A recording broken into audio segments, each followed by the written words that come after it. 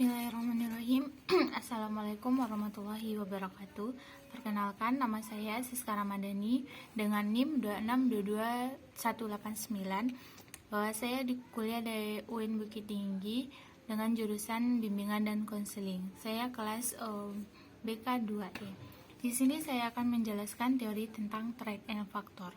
Nah, secara bahasa, trait itu sifat, sedangkan faktor itu tipe-tipe. Jadi ada menurut Handriani Imran, trait and faktor itu adalah pandangan yang mengatakan bahwa kepribadian seseorang itu dapat melukiskan dengan mengidentifikasi sejumlah ciri-ciri sejauh hasil dari testing psikologi yang mengukur masing-masing dimensi kepribadian itu. Nah, konseling karir trait and faktor itu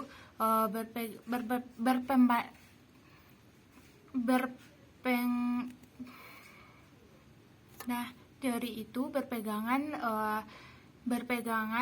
pada pandangan yang sama dengan menggunakan alat tes psikologi untuk menganalisis atau menganalisis seseorang mengenai arti di meja atau aspek kepribadian seseorang tersebut. Nah, dapat disimpulkan jadi trait and faktor itu adalah diagnosis dalam konseling trait and faktor menerapkan pemilihan karir individu berdasarkan hasil tes psikologi yang digunakan untuk mengembangkan kemampuan atau kepribadian tertentu yang berkaitan dengan keberhasilan atau kegagalan seseorang atau kegagalan dari suatu karir seseorang itu. Nah, ada asumsi dasar teori trait and faktor. Yang pertama tuh menurut Miles.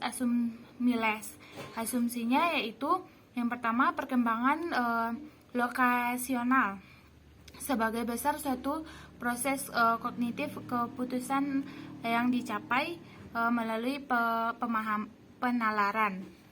Yang kedua itu pilihan okupasional, suatu yang tunggal berdasarkan pengaruh prosesnya. Nah, yang kemudian bagi orang yang terdapat suatu tujuan yang benar dalam pilihan lokasi terhadap sedikit atau tidak ada pengakuan bahwa seseorang itu bekerja biasanya cocok bagi dia atau tidak. Nah, menurut si Wilker, ada keunggulan dan kelemahan dari trait and faktor ini.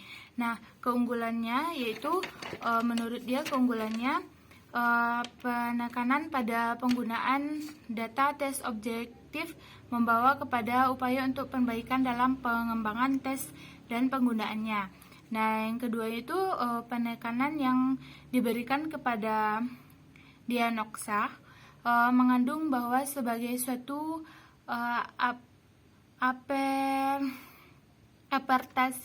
perhatian terhadap suatu masalah yang masalah dan sumbernya.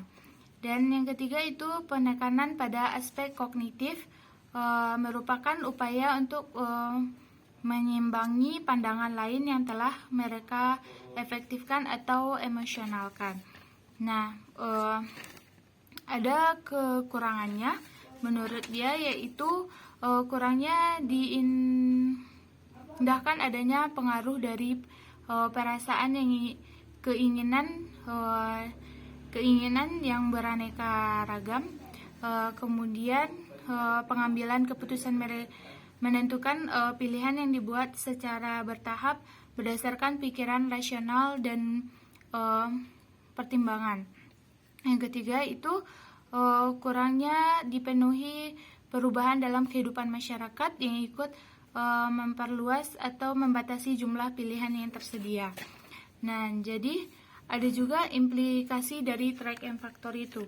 Nah, implikasi itu karena individu-individu memiliki sifat-sifat yang berhubungan dengan pilihan keputusan yang dapat diakurkan, maka mereka dapat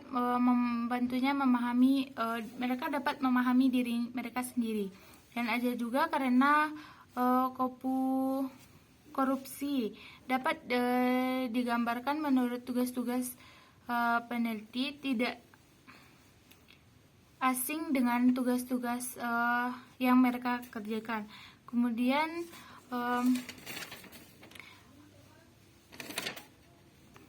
Kemudian yang terakhir yaitu karena mempelajari bagaimana pengumpulan memahami dan menerapkan suatu ketentuan